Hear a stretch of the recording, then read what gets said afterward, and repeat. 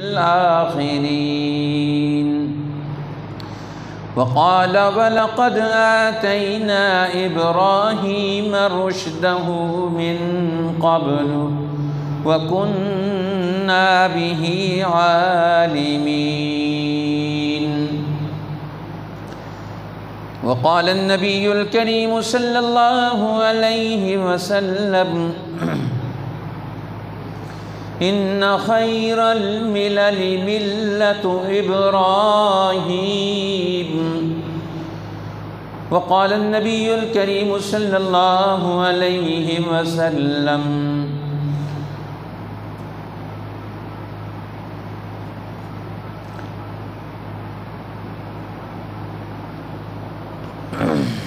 لما سئل منه ما هذه الأضاحي يا رسول الله قال سنة أبيكم إبراهيم.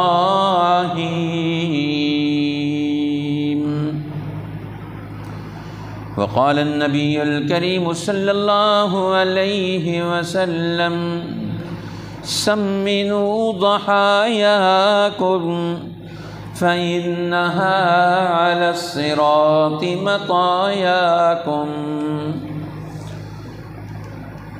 إن الله وملائكته يصلون على النبي يا أيها الذين آمنوا صلوا عليه وسلموا تسليما. اللهم صل على سيدنا ومولانا محمد وعلى آله وأزواجه وأصحابه وأتباعه وبارك وسلم تسليما كثيرا كثيرا. محترم حاضرین، عزیز بزرگوں اور بھائیوں، آج 10 ذی الحجہ 1443 ہجری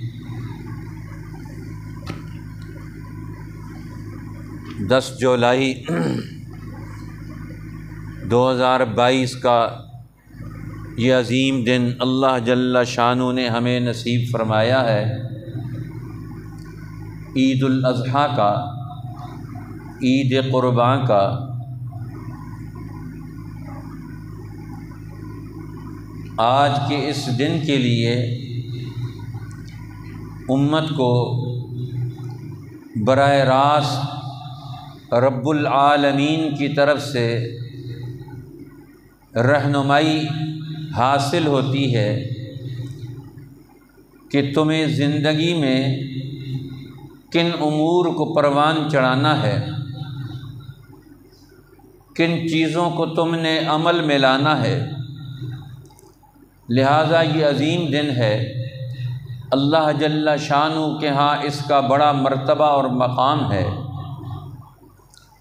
اس لیے آج کے اس دن کی مناسبت سے جو ہم نے آج کی اس مجلس کا موضوع رکھا ہے وہ قربانی اور اولاد کی، نسل نو کی تربیت کی رہنمائی۔ قربانی کے عمل کے ذریعے سے نسل نو کو کیا رہنمائی ملتی ہے، کیا ان کو اصول اور ضابطے سکھائے اور سمجھائے جاتے ہیں۔ اس لیے یہ دن اللہ کے ہاں بڑا مرتبہ اور مقام رکھتا ہے۔ نبی اکرم صلی اللہ علیہ وسلم نے فرمایا ما عمل ابن آدم من عمل یوم النحر احب الی اللہ من احراق الدم۔ فرمایا بندے اس دن میں، یوم النحر، قربانی کے دن میں سب سے بڑے اعمال جو کرتے ہیں، اللہ کے ہاں سب سے بڑا عمل بندے کا جو قرار پاتا ہے وہ ہے احراق الدم، اللہ کی رضا کے لیے، اس کی خوشنودی کو حاصل کرنے کے لیے، اس پر ایمان اور اس کی تعظیم و تکریم کے تقاضوں کی تکمیل کے لیے احراق الدم، خون بہانا، جانوروں کو ذبح کرنا، یہ اللہ کو سب سے زیادہ پسندیدہ عمل ہے۔ وَإِنَّهُ لَيَأْتِي يَوْمَ الْقِيَامَةِ بِقُرُونِهَا وَأَزْلَافِهَا وَأَشْعَارِهَا، یہ قربانی کا جانور فرمایا قیامت کے دن اس کو لایا جائے گا، اس کے خون کو بھی، اس کے گوشت کو بھی، اور اس کو میزان اور ترازو پر رکھا جائے گا۔ وَإِنَّ الدَّمَ لَيَقَعُ مِنَ اللَّهِ بِمَكَانٍ قَبْلَ أَن يَقَعَ بِالْأَرْضِ، اور یہ خون زمین پر بعد میں گرتا ہے، اور اللہ کے ہاں اس کا مرتبہ اور مقام پہلے پیدا ہو جاتا ہے، شرف قبولیت حاصل کرتا ہے۔ اگر بندے کی طرف سے رکاوٹ نہ ہو، اگر بندہ خود قبولیت میں رکاوٹ ڈالے، اپنی نیت خراب رکھے، مقاصد غلط رکھے، تو پھر تو اللہ تعالیٰ کیسے قبول کرے گا؟ جب بندہ ہی اپنے عمل کو صحیح قرار دینے کے لیے تیار نہ ہو تو اللہ جل جلالہ اسے کیسے قبول کرے گا؟ جس طرح کوئی آدمی اپنی چیز گندی کر کے کسی گاہک کو پیش کرے تو وہ کیسے اسے لے گا؟ تو اللہ جل شانہ کیسے لے گا اس کو؟ اس لیے فرمایا فَطِيبُوا بِهَا نَفْسًا، اب دل کی خوشی اور رضامندی سے اس عمل کو اختیار کرو، اس عمل کو دنیا میں قائم کرو۔ اب یہ قربانی یہ حضرت ابراہیم علیہ السلام کی سنت ہے، اور ابراہیم علیہ السلام یہ قربانی کیوں دے رہے ہیں؟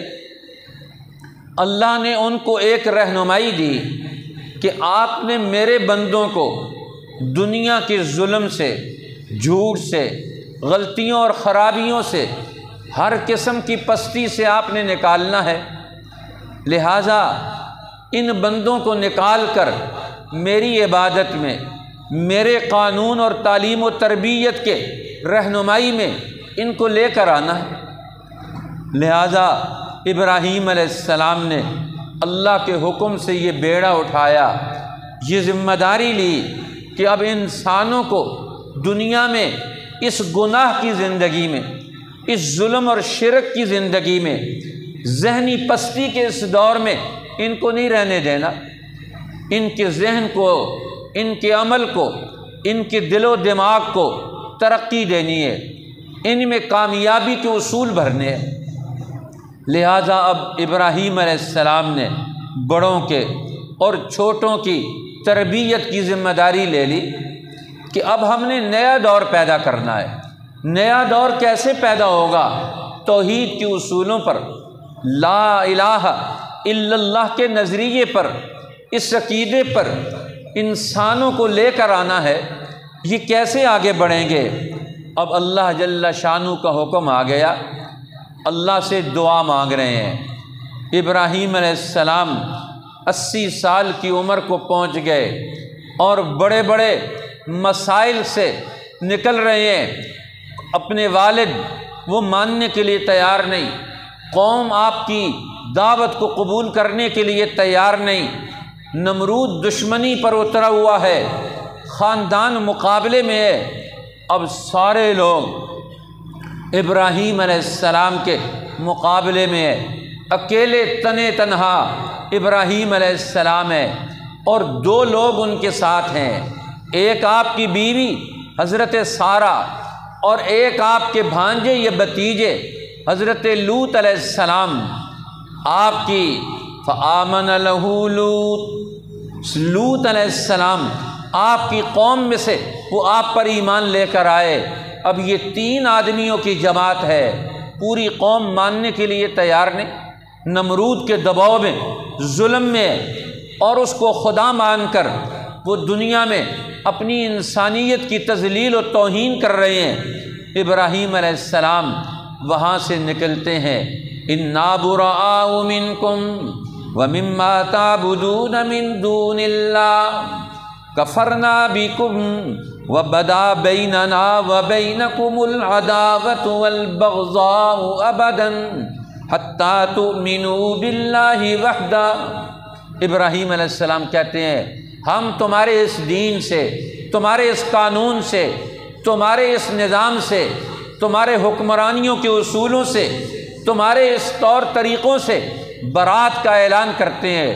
تم تو ظلم اور کفر اور شرک کی پستیوں میں ڈھل گئے ہو، لہذا اب ہم تمہارے ساتھ تمہاری طاقت بن کر، تمہاری قوت بن کر، تمہارے معاون بن کر زندگی نہیں بسر کر سکتے، یا خاموش بھی نہیں بیٹھ سکتے۔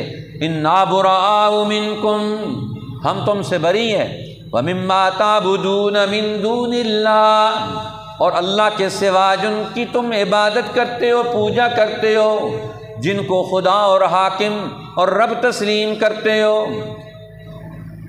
وَبَدَا بَيْنَنَا وَبَيْنَكُمُ الْعَدَاوَةُ وَالْبَغْضَاءُ، اور ہمارے اور تمہارے درمیان اب دشمنی اور نفرت آ گئی۔ اب دشمنی اور نفرت یہ اللہ کے لیے ہے، اپنی ذات کے لیے نہیں ہے۔ لہذا ابراہیم علیہ السلام جب اس مقام پر پہنچے کہ گھر والے ماننے کے لیے تیار نہیں، خاندان دعوت حق کو قبول کرنے کے لیے تیار نہیں، قوم حق بات ماننے کے لیے تیار نہیں، واضح معجزہ بھی دیکھنے کے بعد بھی کہ نمرود نے آگ جلا کر ابراہیم علیہ السلام کو اس میں بھی ڈال دیا، 40 دن آگ میں رہے، زندہ سلامت ہیں، رسیاں جل گئیں، اور اندر اللہ نے ان کو پھل اور چیزیں عطا فرما دیں۔ اب یہ سب کچھ مل گیا، اب اللہ جل شانہ نے یہ معجزات بھی واضح کر دیے، لیکن لوگ ذہنی پستی میں ایسے مبتلا ہیں کہ اب وہ کسی اور کی رائے حق بات کو قبول کرنے کے لیے تیار ہی نہیں، نمرود کے اثر سے نکلنے کے لیے تیار نہیں۔ اب ابراہیم علیہ السلام وہاں سے ہجرت کا ارادہ کرتے ہیں، ہمارے زندگی کے مقاصد یہاں پورے نہیں ہو سکتے۔ قال انی ذاہب الی ربی سیہدین، کہا اب میں جا رہا ہوں تمہاری طرف سے، اب تمہارے اندر سے نکل کے میں ایک نئے راستے کی طرف، نئی دنیا کی طرف، نئی زندگی کی طرف میں نکلنے والا ہوں، جانے والا ہوں، روانہ ہو رہا ہوں۔ انی ذاہب الی ربی، اب میں نے اپنے رب کی طرف سفر شروع کر دیا، ترقی کا راستہ، علم کا راستہ، توحید کا راستہ، عدل کا راستہ، رحمتوں کا راستہ، ترقیات ظاہری اور باطنی کا راستہ۔ انی ذاہب الی ربی سیہدین، اب میرا رب مجھے راستے دے گا، میری رہنمائی کرے گا، مجھے راستوں سے، مشکلات سے نکال کر میری دنیا اور آخرت کی منزل مقصود تک مجھے پہنچائے گا۔ انی ذاہب الی ربی سیہدین۔ اب ابراہیم علیہ السلام جب عراق سے نکلے، اب سفر کر رہے ہیں، شام کی طرف آ رہے ہیں، فلسطین کی طرف آ رہے ہیں، اب ترقی کے راستے کی طرف، اللہ کے گھروں کی طرف رخ کر لیا۔ اب اکیلے ہیں، خاندان چھوٹا سا ہے، اب دنیا بہت بڑی ہے، اب اللہ کی بارگاہ میں جھولی اٹھا کر دعا مانگ رہے ہیں، رب ہب لی من الصالحین، اے میرے رب میں 80 سال کی عمر کو پہنچ گیا، بڑھاپے کی عمر کو پہنچ رہا ہوں، رب ہب لی من الصالحین، اب مجھے اگلے دور کے لیے میرے وارث چاہیے، مجھے نیکوکار صالح اولاد عطا فرما۔ اب نئی نسل، آنے والی نسل، اس کے لیے ابراہیم علیہ السلام دعا مانگ رہے ہیں کہ ایک نسل آئے جو ہمارے ذہن کو قبول کرے، جو عمل میں ہمارے ساتھ، ترقی کی راہ میں ہمارے ساتھ چلے، اللہ کے نبیوں کی رائے کو قبول کرے، ان کی عقل میں بزدلی، ان کے دلوں میں بزدلی نہ ہو، ہمت اور جرأت ان کے اندر موجود ہو، صالحین ان کے اندر صلاحیت موجود ہو، استعداد موجود ہو، تعمیر کی قوت موجود ہو، ترقی کی طرف قدم اٹھانے کا ذہن موجود ہو، رب ہب لی من الصالحین، اے میرے رب مجھے نیک صالح اولاد عطا فرما۔ جب ابراہیم علیہ السلام نے دل کی گہرائیوں سے اگلے دور کو آگے حاصل کرنے کے لیے دعا مانگی تو اللہ کی طرف سے جواب آیا۔ اللہ بندے کی دعا کو قبول کرتا ہے، بندوں کی دعاؤں کا جواب دیتا ہے۔ فَبَشَّرْنَاهُ بِغُلَامٍ حَلِيمٍ، ہم نے انہیں خوشخبری دی بِغُلَامٍ حَلِيمٍ، ایک حوصلے والے، تحمل والے، ایک بردبار بیٹے کی ہم نے ان کو خوشخبری سنا دی کہ ہم آپ کو بیٹا بھی دیں گے۔ بِغُلَامٍ حَلِيمٍ، جو راستوں کی مشکلات میں تحمل اور بردباری کے ساتھ، حوصلہ مندی کے ساتھ وہ دنیا کے ہر میدان میں قدم رکھے گا۔ آپ کو اس بیٹے کی خوشخبری دیتے ہیں۔ تو پہلا بیٹا پیدا ہوا، اب بیٹا پیدا ہوا، اب اس کی تربیت قدرت نے اپنے انداز سے کی۔ آج نسلوں کی تربیت کے لیے مصنوعی نظام بنایا گیا ہے، ہم اپنے اصول گھڑتے ہیں، اس پر اپنی نسل کی تیاری کرتے ہیں، ہم اپنی نسل کو اپنے نصاب سے گزارتے ہیں۔ دنیا کی ہر قوم اپنی نسلوں کی تربیت کے لیے تعلیم و تربیت کا ایک پورا اس کے لیے پروگرام مرتب کرتی ہے۔ ابراہیم علیہ السلام وہ عظیم خاندان ہے جن کی نسل کی تربیت کے لیے رب العالمین پروگرام مرتب کر رہا ہے۔ کائناتوں کا خدا وہ ان کے لیے پروگرام مرتب کر رہا ہے۔ اس کو علم کون سا دیا جائے گا، ان کو استاذ کون سا دیا جائے گا، ان کو مرکز اور یونیورسٹی کون سی دی جائے گی، ان کا نصاب کیا ہوگا، ان کی زندگی کی جولانگاہ اور میدان کیا ہوگا، اللہ فرماتے ہیں یہ میں نے طے کرنا ہے۔ اب اس نسل کی تربیت اب ہماری رہنمائی میں ہوگی۔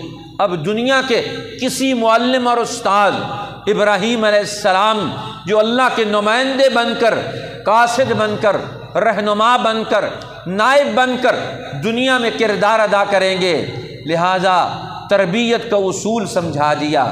فرمایا فَبَشَّرْنَاهُ بِغُلَامٍ حَلِيمٍ، ہم نے ان کو خوشخبری دی ایک حوصلہ مند بیٹے کی، ایک تربیت، اور اس کی تربیت کے لیے ہم نے اس کے اندر ہی استعداد اور صلاحیت رکھ دی، باصلاحیت نسل کی ہم نے ان کو تربیت دی، خوشخبری سنا دی۔ اور اللہ کی طرف سے وعدہ ہے ہر آنے والا بچہ جب اس کے ماں باپ میں کسی قسم کی صلاحیت موجود ہو تو اللہ جل شانہ ہر آنے والے بچے کو دنیا میں صلاحیتوں سے مالا مال کر کے بھیجتے ہیں۔ اس لیے حضور علیہ السلام نے فرمایا کل مولود یولد علی فطرۃ الاسلام، ہر پیدا ہونے والا بچہ دنیا میں آنے سے پہلے وہ فطرت اسلام پر پیدا ہوتا ہے، وہ دین کی فطرت پر ہوتا ہے۔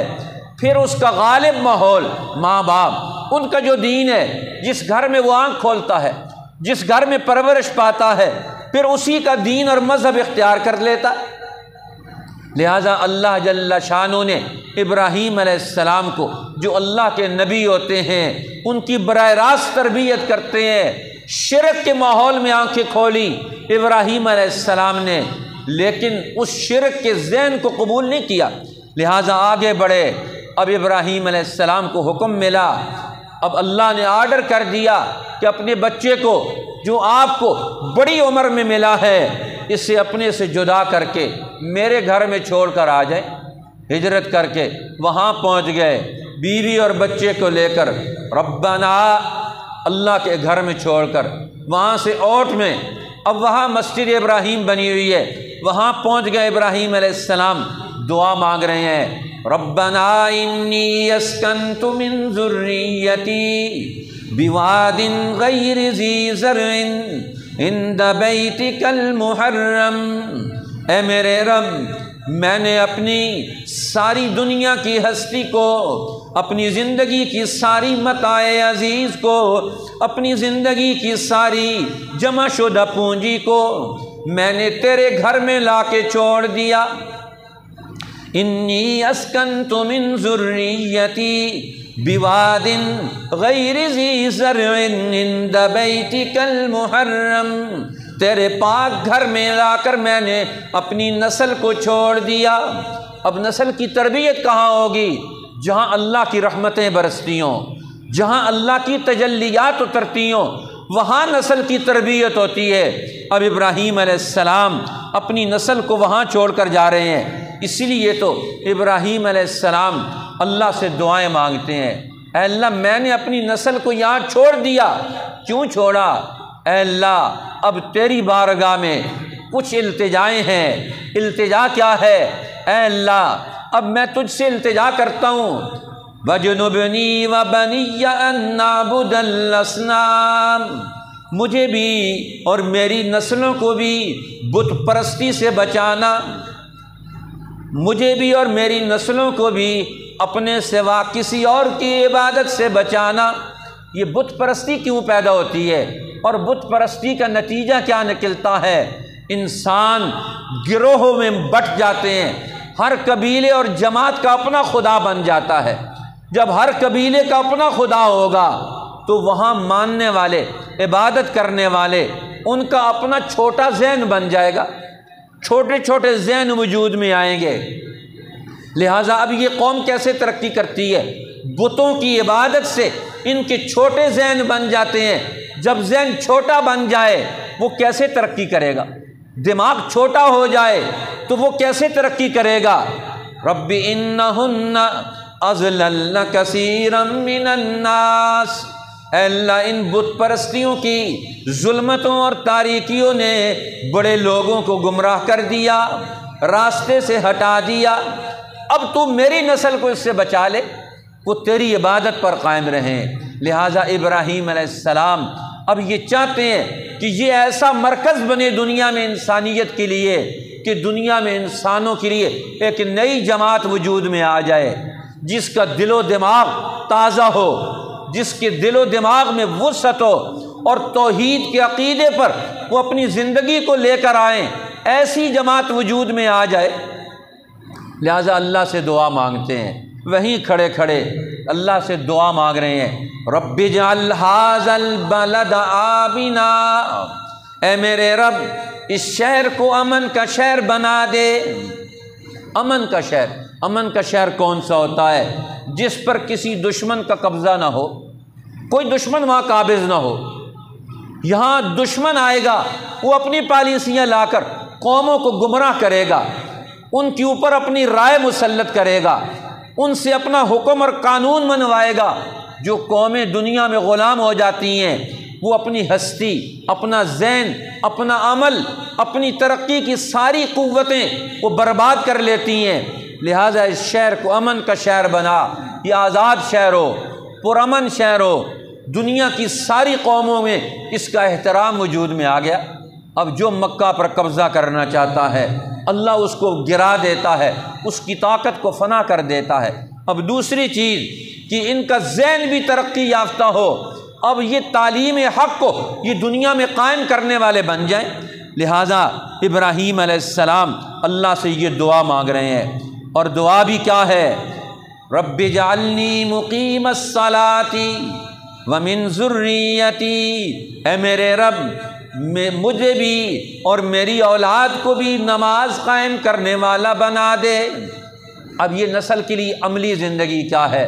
ذہن میں عقیدہ توحید ہو اور عمل میں نماز ہو، یہ جماعت کی صف میں کھڑے ہو جائیں اور پھر یہ تیرے حکم کو پورا کرنے والے بن جائیں۔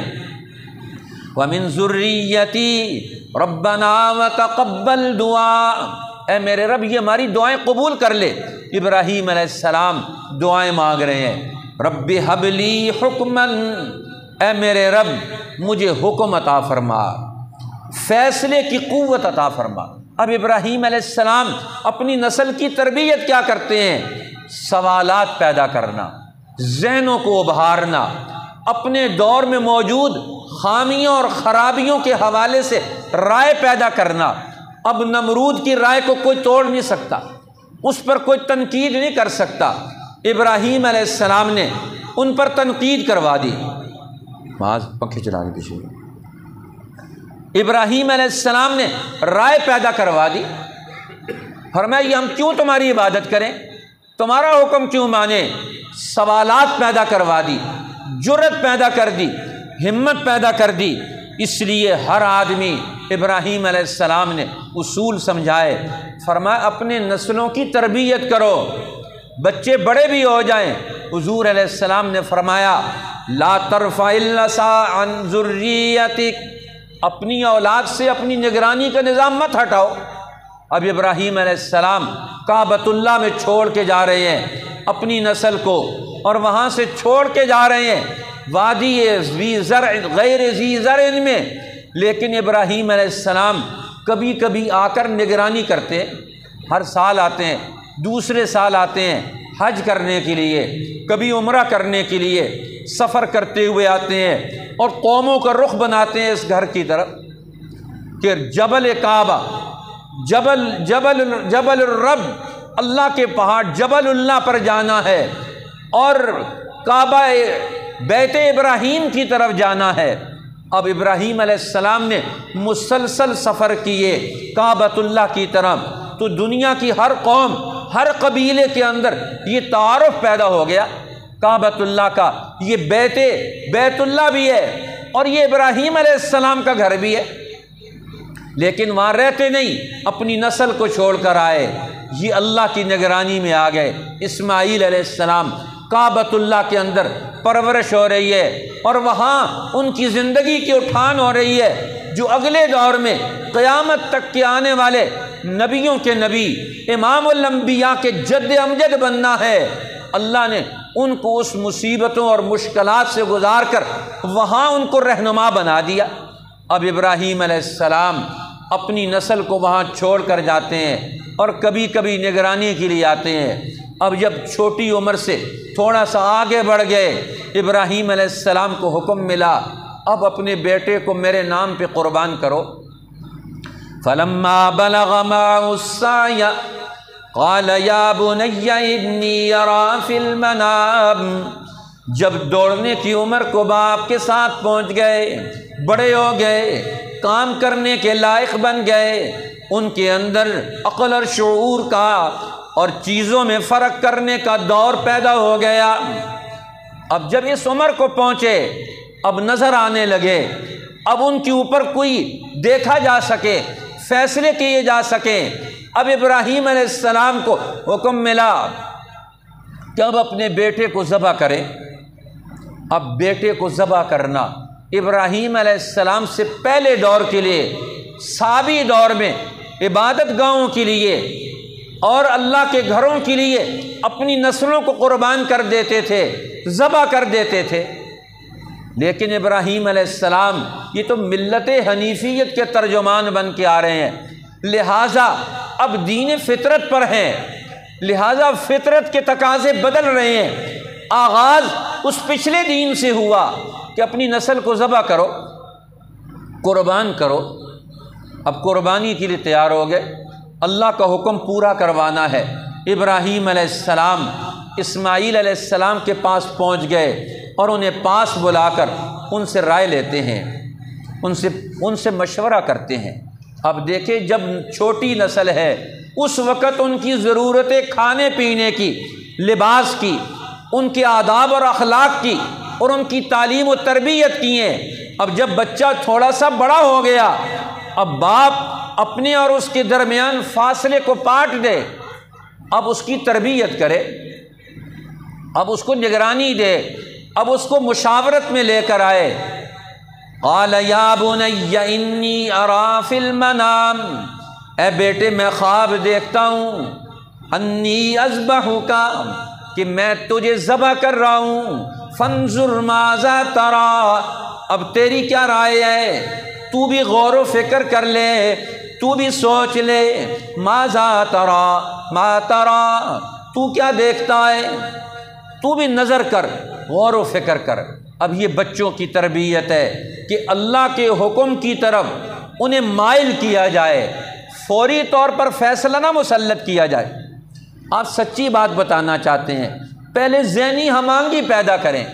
آج ہمارے اور ہماری نسلوں کے درمیان گیپ آ گیا، دشمن حائل ہو گیا، آج ہم اپنی نسل کو اپنے ساتھ مشاورت میں لے کر نہیں چل سکتے۔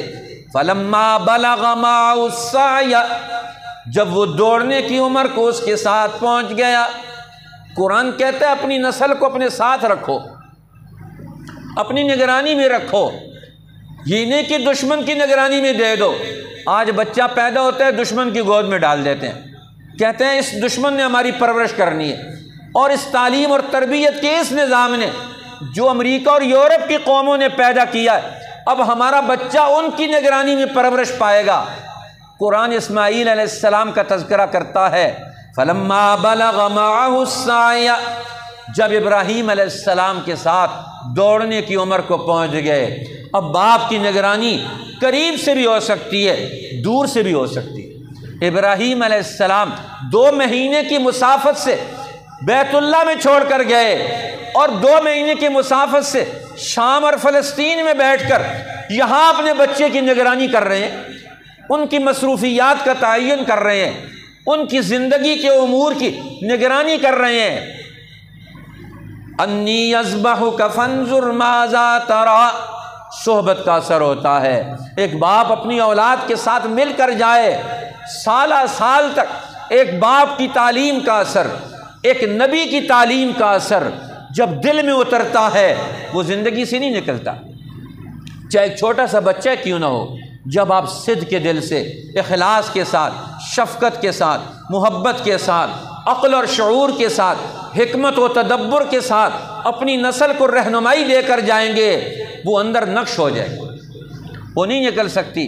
آج ہم اوپر سے خیالی انداز سے، سطحی انداز سے کام کرتے ہیں، اور سطحی انداز سے جو کام ہوتا ہے وہ ہوا آتی ہے اڑ جاتا ہے، وہ دنیا میں کوئی اور رائے آتی ہے اڑ جاتا ہے۔ فرمایا فانظر ماذا تری، اے بیٹے تیری کیا رائے ہے؟ اب جس نے نبی بننا اگلے دور میں، اب بچوں کو تربیت دے رہے ہیں، اپنی رائے اور ان کی رائے ایک بنا رہے ہیں، اللہ کے حکم کی عظمت بٹھا رہے ہیں، ان کے مستقبل کی، قوموں کی مستقبل کی ترقی اللہ کے حکم کے ساتھ وابستہ ہے۔ اللہ کے نام پہ ہم نے قربانی دینی ہے، سارے کام کیوں کر رہے ہیں؟ فرمایا یہاں پچھلے دور میں، پچھلے مذاہب میں عمل کرنے سے وہ نسلوں کو ذبح کر کے اپنی نسلوں کو فنا کرتے ہیں۔ فرمایا ابراہیم علیہ السلام کی تعلیمات سے، فرمایا نسلوں کو ایسی عبادت جس سے نسلیں فنا ہو جائیں، فرمایا اس عبادت کی اب اجازت نہیں۔ آغاز وہاں سے کروایا اور تکمیل ابراہیم علیہ السلام کے طریقے پر کروائی۔ فرمایا اب اللہ نے قربانی کا دمبا بیچ کر نسل کی بقا کی طرف توجہ دلا دی۔ فرمایا اب تم نے نسلوں کو باقی رکھنا ہے، لیکن باقی رکھنے کے ساتھ ساتھ ان کو تربیت دے کر باقی رکھنا ہے۔ آج ہم تربیت دیتے ہیں بچوں کو، ہمارے دیہات والا مسئلہ ہو گیا۔ کوئی آدمی گیا کسی دیہات میں، اس نے پوچھا تمہاری اولاد بچوں کا کیا حال ہے؟ وہ کہنے لگے بچے بہت صحت مند ہیں، بڑے ٹھیک ٹھاک ہیں، اب ہمارا بچہ ماشاءاللہ گالیاں دینے کے لائق ہو گیا ہے، اب جو بھی گھر میں آئے جو گفتگو کرتا ہے خوب زبان چلاتا ہے، وہ خوب گالیاں دیتا ہے۔ اب دیہاتی لوگوں میں بچوں کی صلاحیت اور استعداد کا معیار کیا ہے؟ کہتے ہیں یہ گالیاں خوب دے لیتا ہے، اس لیے انہوں نے معیار یہ مقرر کر لیا۔ جب ماں باپ کا معیار پست ہوگا، ان کی ذہنیت پست ہوگی، تو وہ بچوں کی تربیت اسی اصول پر کریں گے کہ یہ بچہ گالیاں اچھی دے لیتا ہے، اس عمر کو پہنچ گیا ہے، یہ گالیاں خوب دے لیتا ہے، اب دوسروں کو یہ تول سکتا ہے اپنے الفاظ میں، اب یہ اس عمر کو پہنچ گیا ہے، اب یہ معیار ہے۔ اب یہ معیار قرآن کہتا ہے نہیں، تمہیں ابراہیمی معیار لانا پڑے گا، اللہ کے نبیوں کا معیار لانا پڑے گا۔ حضور علیہ السلام مجلس میں بیٹھے ہوئے ہیں، ایک صحابی آئے، ان کے پاس بیٹھے ہوئے تھے کہ مجلس میں ہی ان کا بیٹا آ گیا، بیٹے کو اس نے اپنی ران پر بٹھایا اور اسے پیار کیا اور اسے بوسہ دیا۔ تھوڑی دیر گزری تو اس کی بیٹی بھی آ گئی، اب اس نے بیٹی کو اپنے سامنے بٹھا لیا، اس کے ساتھ اس تعلق کا اظہار ہی نہیں کیا۔ تو آپ نے فرمایا تو اپنی اولاد کے حق میں برا باپ ہے، تو نے بیٹے کو تو پیار بھی دیا، اپنی گود میں بھی بٹھایا، اس کے سر پہ دست شفقت بھی رکھا، اور بیٹی کو تو نے کوئی اہمیت ہی نہیں دی، تو نے ان میں مساوات نہیں قائم کر سکا، تو ان کے درمیان اہلیت صلاحیت پیدا کرنے کے لیے اپنے کسی رویے اور جذبے کا اظہار نہیں کر سکا۔ اب ابراہیم علیہ السلام بڑے بھی ہو گئے، اللہ کے پیغمبر ان کو تربیت دے رہے ہیں، اللہ کے حکم کو پورا کرنے کی مشاورت کر رہے ہیں، مشورہ کر رہے ہیں کہ بچے اب تم نے کیسے آگے بڑھنا ہے، لہذا ماں باپ کے زیر سایہ اللہ کے نبیوں کے حکم کی تعلیم اور تربیت کے اعتبار سے تم نے آگے بڑھنا ہے، اور تمہارے اندر سے انفرادیت نکل جائے۔ فانظر ماذا تری، اب بیٹے کا جواب کیا ہے؟ یا ابت افعل ما تؤمر، اب نسلوں کو ادب سکھانا۔ باپ کا ادب کیا ہے؟ باپ نبی ہو تو اس کا ادب کیا ہے؟ صاحب شریعت ہو تو وہ حکم دے تو اس حکم کا ادب کیا ہے؟ اسماعیل علیہ السلام اس چھوٹی عمر میں یہ ساری چیزیں سیکھ چکے ہیں، باپ بھی ہیں، نبی بھی ہیں، معلم بھی ہیں، اور میرے سب کچھ ہیں، لہٰذا یا ابت افعل ما تؤمر، اے ابا جان جو آپ کو حکم دیا گیا آپ اسے پورا کر گزریں۔ اب رہ گیا میرا مسئلہ، آپ اپنی تیاری کریں۔ ستجدنی انشاء اللہ من الصابرین، آپ مجھے صبر کرنے والوں میں پائیں گے۔ میں اللہ کے حکم پر، باپ کے حکم پر، میں اگلے دور کی منشا اور اگلے دور کی ترقی کے راستے کے لیے ہر قربانی دینے کے لیے تیار ہوں۔ اب اللہ کہتے ہیں قرآن حکیم، اللہ جل شانہ کہتے ہیں میں اس پورے منظر نامے کو دیکھ رہا ہوں، یہ سارا کچھ جو حرم کعبہ کے قرب و جوار میں ہو رہا ہے، اللہ کے نبی ابراہیم علیہ السلام اور ایک بیٹا نوجوان اسماعیل علیہ السلام دونوں تیار ہیں۔ فلما اسلما وتلہ للجبین، دونوں اللہ کے حکم پر جھک گئے۔